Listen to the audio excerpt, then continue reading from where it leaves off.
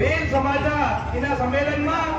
અને અમારા ધાપાના ભંગુરિયા દેખવા હારો આવ્યો અમારી વસમાં અમારો પટેલ તો માન્ય મુખ્યમંત્રી આદરણીય મોહન યાદવજીનો હું ધાપા જિલ્લાના ભગોરિયામાં સ્વાગત વંદન અભિનંદન કરું મંચ પર વિરાજમાન અમારી સૌની લોકપ્રિય નેતા